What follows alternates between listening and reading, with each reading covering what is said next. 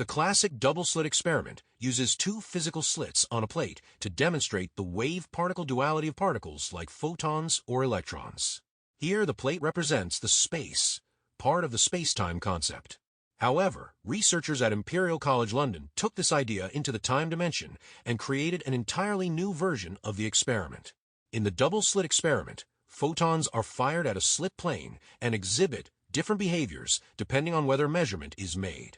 If no measurement is taken, photons behave as waves, creating interference patterns.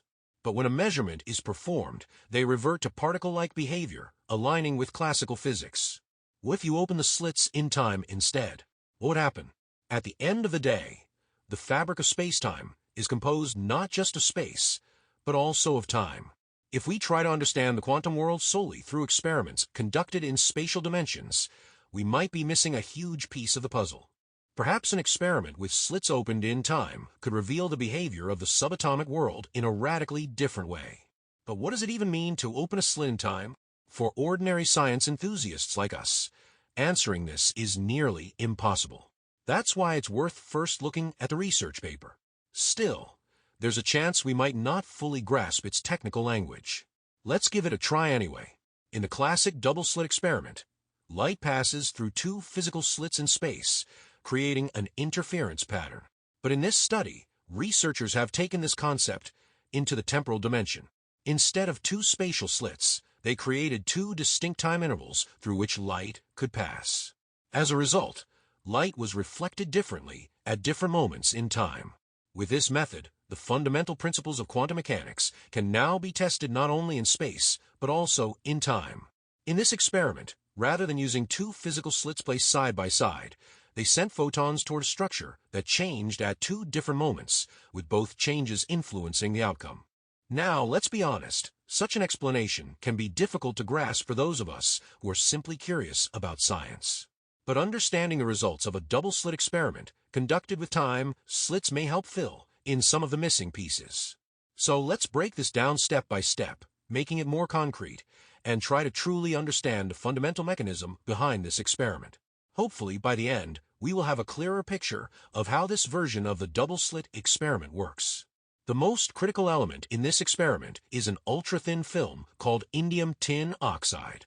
And when we say thin, we mean really thin, just 40 nanometers.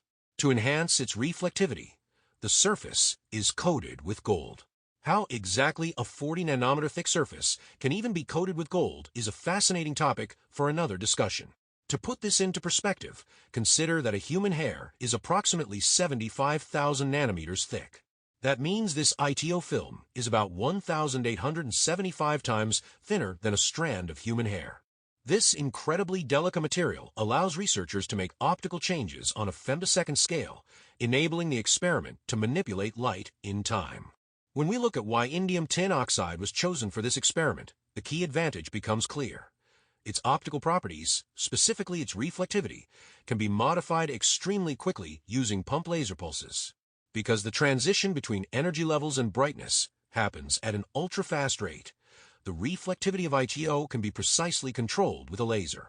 Since the goal of this experiment is to create time slits, a material with such dynamic optical properties is essential.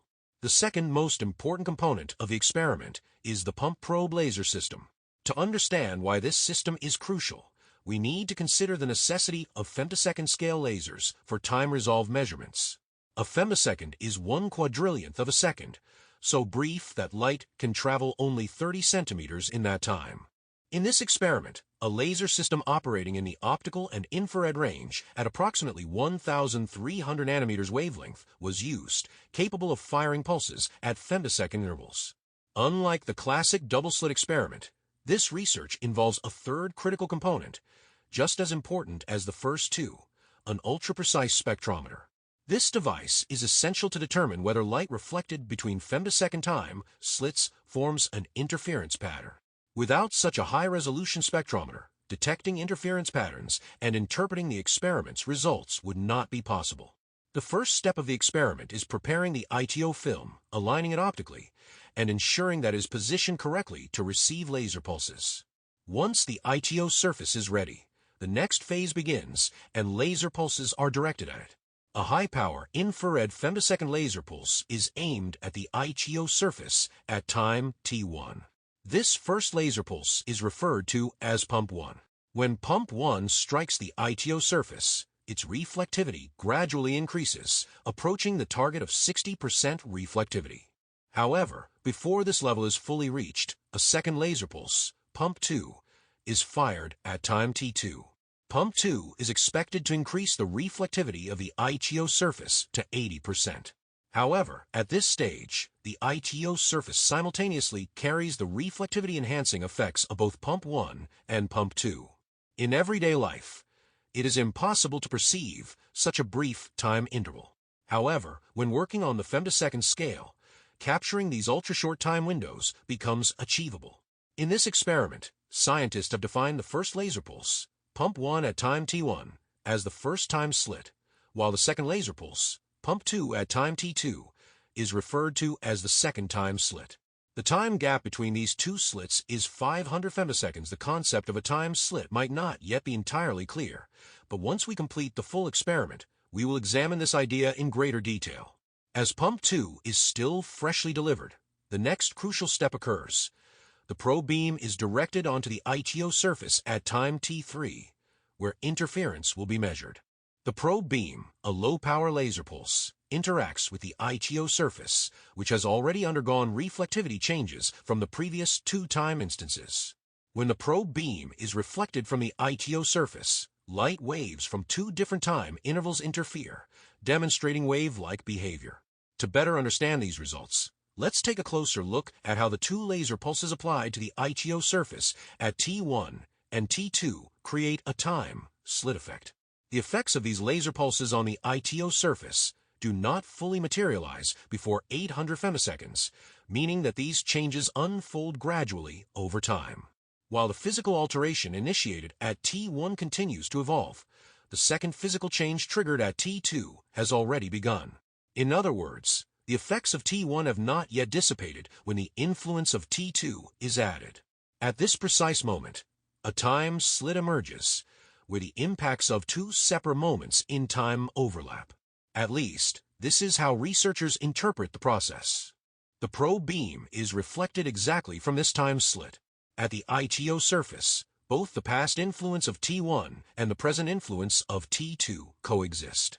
Because of this, the probe beam is directed onto the ITO surface at the precise moment when these two temporal effects overlap, during the ultra-short period when the time slit emerges. As a result, the probe beam experiences the optical effects of both T1 and T2, making this interference a critical factor in determining the outcome of the experiment. This concept may be difficult to visualize in real life, but we can compare it to throwing stones into a pond. When you throw the first stone into the water, it creates expanding ripples on the surface. If you throw a second stone while the first wave is still spreading, the two sets of ripples overlap and interact. This is exactly how the time slit works. The effects of the laser pulses do not fully merge between the two moments, and while they are still evolving, the probe beam is sent into this time gap, capturing interference between the two states. Now, a more convincing argument comes from reverse engineering. What happens if we remove the pump pulses entirely and send only the probe beam onto the ITO surface? Does an interference pattern still form? While the paper does not explicitly explore this scenario, looking at other studies, it is clear that no interference pattern appears when only the probe beam is used without prior pump pulses.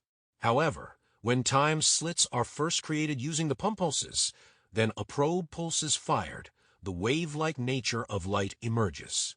This strongly suggests that the time slits play a key role in forming the interference pattern. The experiment was conducted in a completely controlled and isolated system. Once all laser pulses were fired, the spectrometer was used to measure the results, and the interference patterns were analyzed in the frequency spectrum. The collected data confirms that the probe beam passing through the time slits produces an interference pattern. Looking at the conclusions in the paper, it is clear that this study has experimentally confirmed that light can interfere not just in space, but also in time. Now that we've covered everything, we have to ask, is this truly a time slit? That's up to you to decide. However, based on the data and observations, we believe this experiment strongly supports the idea. Perhaps this study will help us gain a deeper understanding of quantum mechanics in the time domain. See you in the next video. Don't forget to subscribe to our channel.